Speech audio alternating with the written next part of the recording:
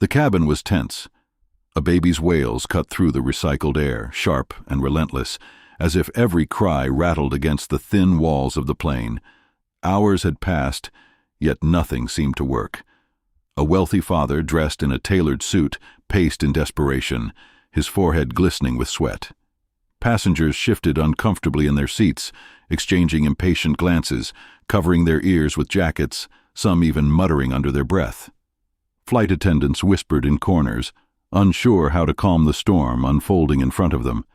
And then, just as it seemed no one could take another second of the noise, a stranger from the back row rose quietly and walked forward. What she did next would shock every soul on that plane, leaving the millionaire speechless, his child finally silent, and the passengers stunned into absolute stillness. Nothing could silence the child, until a poor young girl did the unthinkable. But how did it come to this? Before we unravel this incredible story, let us know in the comments where you're watching from. We'd love to hear from you. And if you're new here, click the subscribe button so you never miss any of our upcoming videos. Charles Densmore was a man who rarely faced problems money couldn't fix. A successful businessman, polished in appearance and respected by many, he was used to having doors open for him with a single call or a swipe of his credit card. But today, none of that mattered. He sat in the cramped seat of a crowded airplane, his designer suit wrinkled, his tie loosened, his nerves unraveling with every piercing cry from his infant son. The baby had been inconsolable since takeoff, his tiny fists clenched, his face red with exhaustion, his screams echoing down the aisles. Charles had tried everything, bottles, toys, bouncing him gently, but nothing soothed the child. For once in his life, he was powerless, surrounded by strangers who had nowhere to run from the relentless sound of his misery. The atmosphere in the cabin grew heavier with every passing minute. The recycled air felt staler, the hum of the engines drowned beneath the child's desperate cries. Passengers exchanged irritated glances, some shaking their heads, others sighing loudly as if to make their discontent known. A woman near the window pressed her palms to her ears, muttering something about how she'd never fly again. A young man slammed his tray table shut, clearly at the end of his patience. Even the flight attendants, trained to mask discomfort, looked uneasy as they offered Charles sympathetic but helpless smiles. The long flight ahead promised hours of the same, and everyone knew it. The tension was thick enough to touch, suffocating every ounce of comfort in the space. And yet, among the weary faces, one figure sat quietly several rows back. She was young, dressed simply, her worn clothes suggesting a life far from luxury. She didn't fidget, didn't complain, didn't sigh like the others. Instead, her eyes remained fixed on the struggling father and his crying child, her expression unreadable. No one paid her much attention. Why would they? She wasn't the type to draw eyes in a crowd. But behind her silence, there was a stillness that carried weight, as though she knew something the rest of the plane did not. What could she possibly do to stop what no one else could? To understand the weight of that moment on the plane, you need to know who Charles Densmore really was. On the surface, he was the kind of man people envied. His name printed in financial magazines, his face recognized at charity galas, his home a sprawling mansion sitting atop a manicured hill. Charles had the cars, the staff, the accounts, the investments. He had the kind of life that seemed untouchable, one where comfort was a guarantee and struggle was something that happened to other people, but hidden behind the glossy photographs and the headlines was a different reality.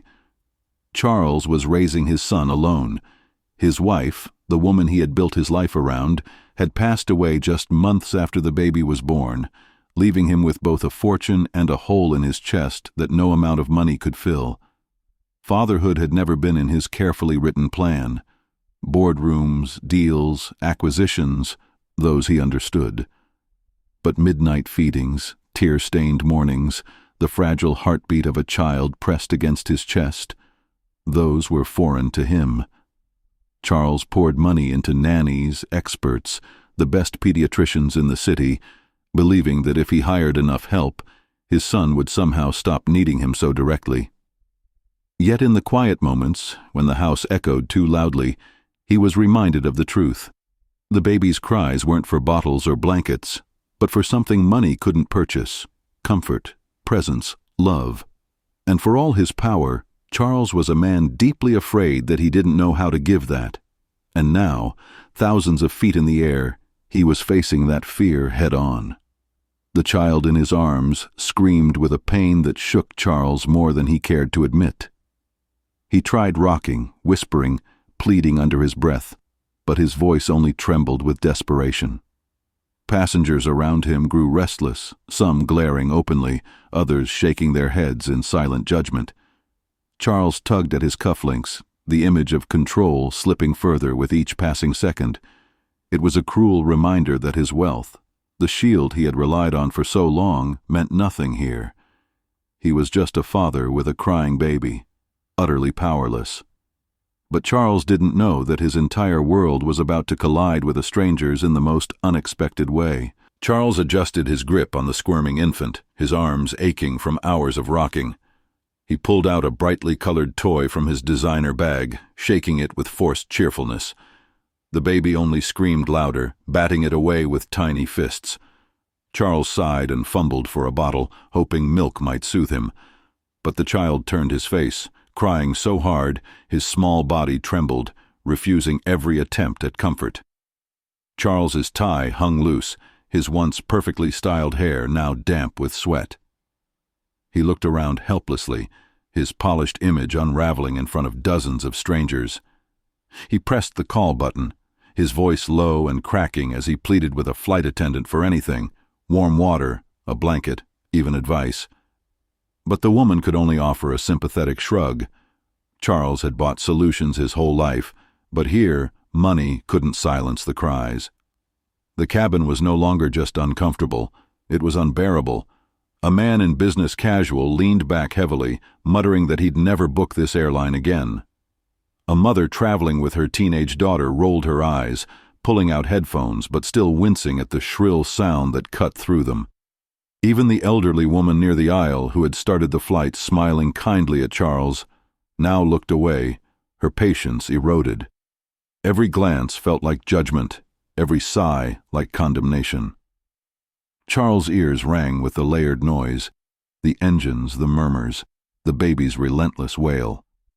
He whispered desperately into his son's ear, "Please, just stop, please," his voice breaking in a way no business partner had ever heard. But the more he tried, the worse it became, as though his child's cries were amplifying his helplessness for all to witness. And yet, while the rest of the cabin vibrated with frustration, one pair of eyes watched differently. Several rows back, the young girl sat quietly, her posture calm, her hands resting in her lap. She hadn't shifted uncomfortably, hadn't covered her ears, hadn't shown even a flicker of irritation. She simply observed. Her gaze lingered not just on the baby, but on Charles, the faltering man behind the wealth, the father crumbling under the weight of exhaustion. For reasons no one else could understand, she seemed almost patient. While every other passenger wished to escape the noise, she leaned into it, as though she recognized something deeper hidden in the cries, and soon that patience would change everything. Her name was Maya Johnson, and at first glance, she was just another passenger on a crowded flight. She wore a faded sweater with frayed sleeves and shoes that had seen better years, not days. Her hair was pulled back in a simple braid, neat but plain, and her carry-on bag was small enough to fit under the seat without effort. Most people who looked at her saw nothing remarkable, nothing that would demand attention.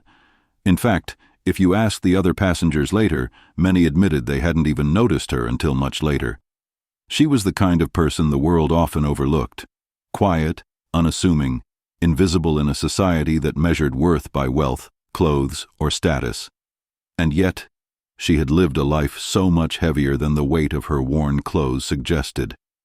A life that had hardened her, yes, but also carved into her a deep well of empathy. Maya had grown up in the kind of neighborhood most tried to forget. where the streetlights flickered and the walls whispered stories of survival. Money had never been in her household, but struggle always was. She knew what it was to stretch meals, to carry shame in hand-me-downs, to feel the sting of judgment when walking into spaces where she didn't belong. Discrimination was not new to her. She had lived it, faced it, endured it. And because of it, Maya had learned to see people differently. She didn't look at Charles and see the millionaire others envied. She saw the trembling hands of a father drowning in fear, the pain of a child who could not be soothed. Where others saw nuisance, she saw need. And though her life had denied her privilege, it had taught her something far more valuable, the power of presence when others turn away. And there, high above the clouds, the contrast could not have been sharper. Charles Densmore, the man with more money than he could ever spend, sat defeated, unraveling in a seat too small for his ego.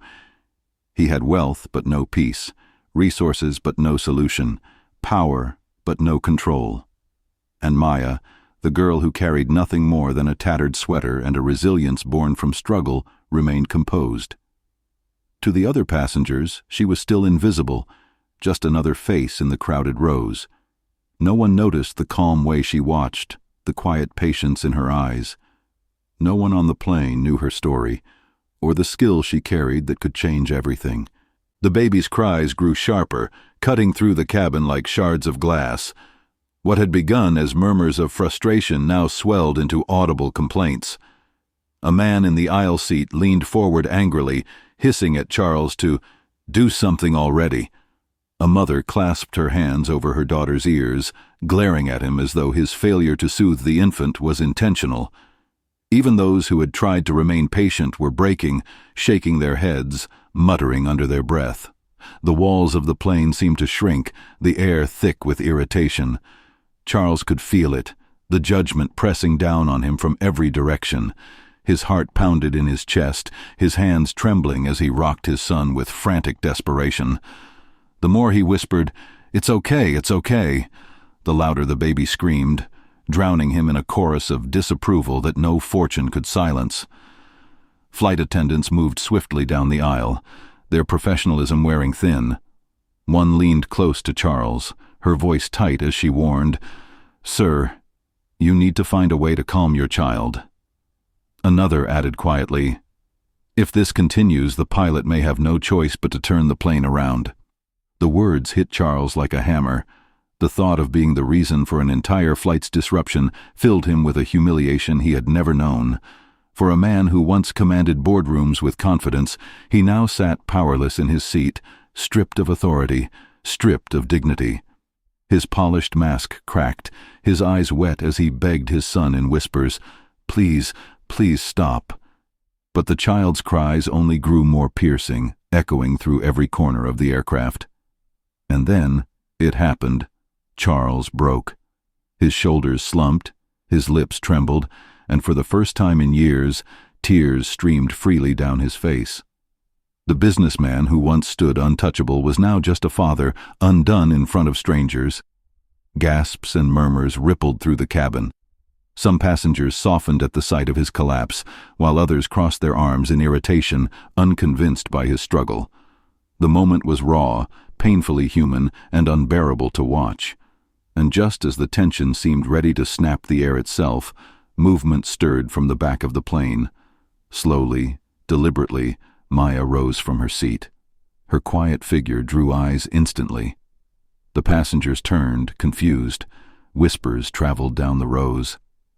And when she began walking forward, a hushed question lingered in the air. Was she about to make it worse? Maya's footsteps were quiet but certain as she approached the trembling father. The passengers watched with wide eyes, their whispers cutting through the air like static. Charles glanced up, his face streaked with exhaustion, his grip on his son protective and wary. She stopped beside him, her voice soft but steady as she asked, "May I hold him for a moment?" Charles blinked in disbelief. This stranger, dressed plainly, invisible until now, was offering to do what he himself could not. Pride surged in his chest, colliding with fear. He shook his head quickly, clutching the baby tighter. "No, he doesn't. "He won't stop for anyone," he muttered, his voice cracking. Around them, murmurs spread. "What can she do?" one passenger whispered. "She'll just make it worse," another scoffed. The baby cried harder, and Charles's arms sagged under the weight, torn between pride and desperation. But Maya didn't retreat.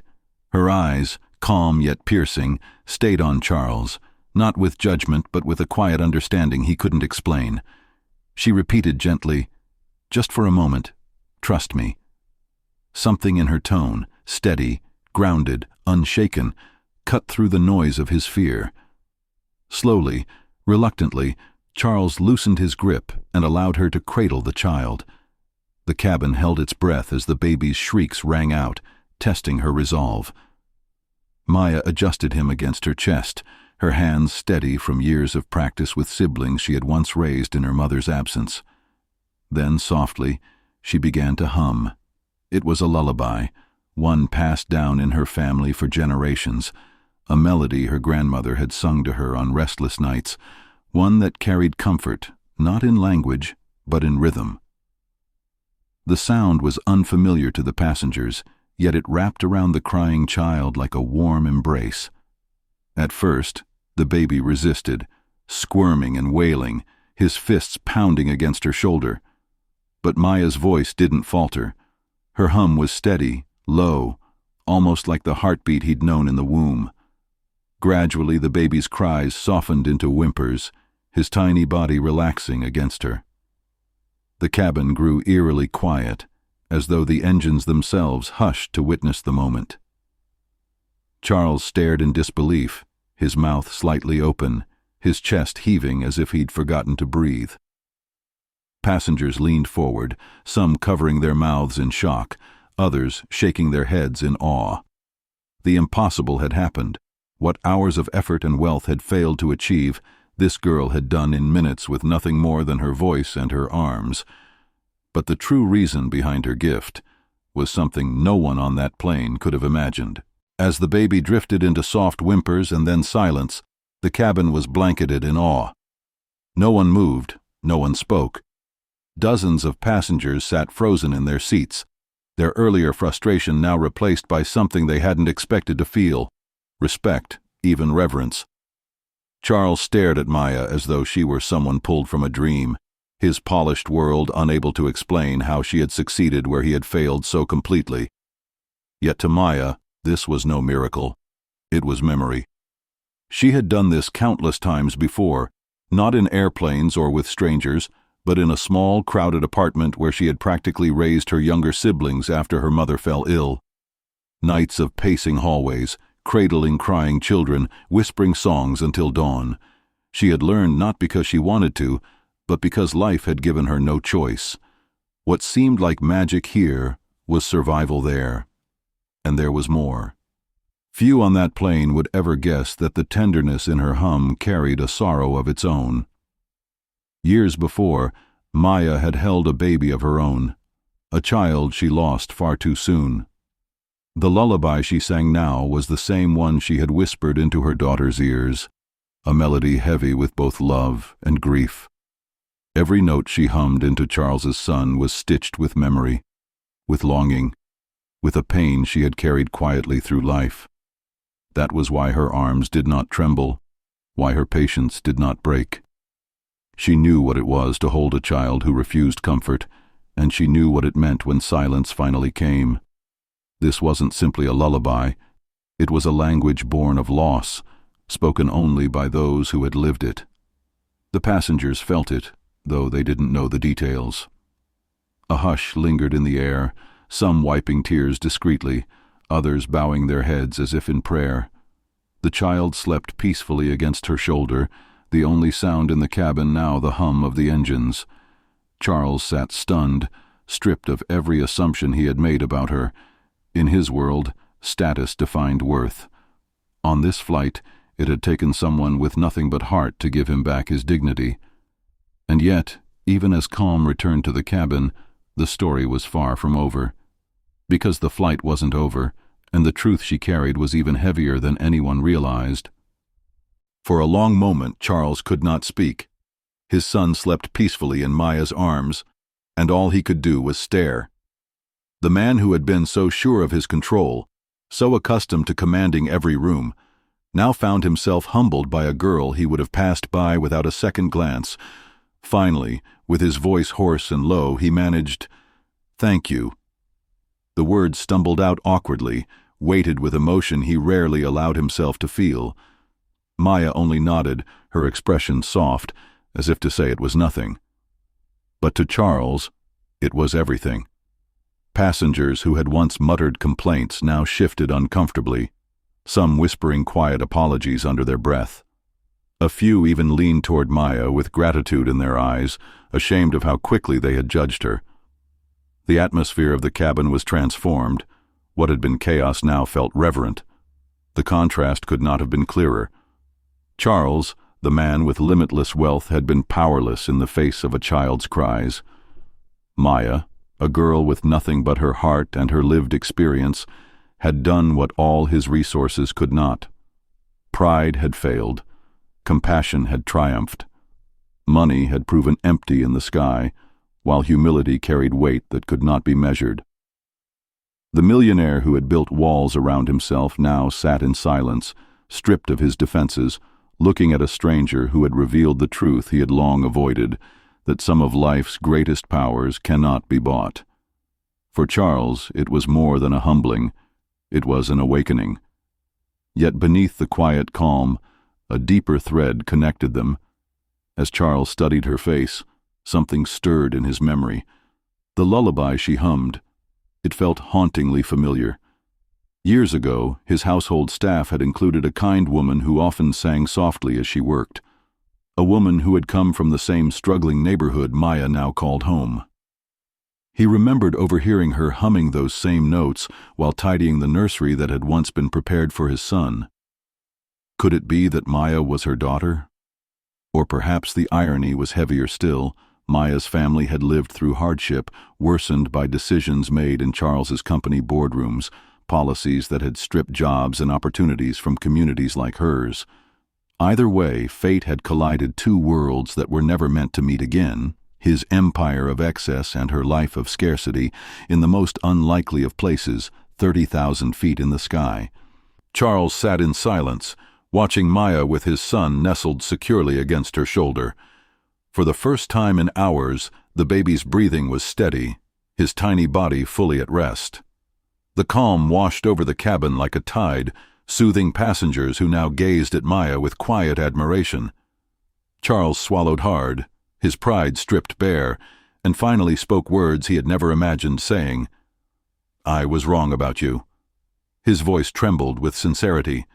He confessed with his eyes what he could not fully articulate, that he had judged her on appearance, dismissed her as incapable, invisible, and yet she had done what all his money, his resources, his pride could not. Gratitude swelled in him, and for a moment he wanted to offer her the only thing he knew: wealth, connections, opportunities. But even as the thought formed, he knew deep down that it would be hollow. When he tried, quietly murmuring, "I want to do something for you, anything you ask," Maya only shook her head gently. Her eyes carried neither resentment nor longing, only compassion. "I didn't do it for anything in return," she said softly, her voice steady. "I did it because your son needed peace." It was a response so simple, so disarming, that Charles was left speechless. He had lived his entire life believing that everything had a price, that even kindness was a transaction dressed in different clothes. But here she stood, refusing riches, refusing recognition, offering only humanity. The contrast pierced him deeper than any boardroom defeat ever had. On that flight, the wealthiest man alive learned the value of something he could never buy: empathy. As Maya gently returned the child to his father's arms, the passengers seemed to exhale together. The cabin, once fractured by noise and tension, was now wrapped in a rare kind of stillness. The baby slept peacefully, undisturbed by the chaos he had once unleashed. Charles cradled him with newfound tenderness, as though rediscovering what it meant to be a father in that moment. Around them, quiet nods of respect passed from row to row, acknowledging not just the silence, but the transformation they had all witnessed. The engines hummed steadily, a backdrop to the serenity that filled the cabin. And there, 30,000 feet above the earth, pride gave way to humility, and wealth bowed to compassion. The lesson lingered in every heart on board, even as the world outside the windows stretched endlessly on. Sometimes kindness comes from the most unexpected places. It does not arrive dressed in wealth or polished titles. It does not need an audience or applause. On that flight, it came from a girl who owned little, but whose heart carried more riches than anyone else on board, and in her hands, compassion became the greatest currency of all. For Charles Densmore, a man who had lived his life insulated by privilege, the lesson could not have been clearer. The most valuable treasures are not kept in banks or locked away in safes. They are found in empathy, in presence, in the willingness to see another's need and meet it without expecting anything in return. Sometimes the richest hearts beat in those who own the least. And sometimes it takes a stranger's hand to remind us what truly matters. What about you? If you had been on that plane, what would you have done? Would you have looked away, frustrated like so many others? Or would you have stepped forward as Maya did? Do you believe kindness is more powerful than wealth? Share your thoughts in the comments. We'd love to hear your story. Your perspective might inspire someone else watching right now. And if this story moved you, consider subscribing to our channel. We share powerful, uplifting stories just like this one. Stories that remind us of the strength in humanity, the beauty in compassion, and the lessons we can carry into our own lives. Like this video if it touched your heart, and stay with us for the journeys yet to come.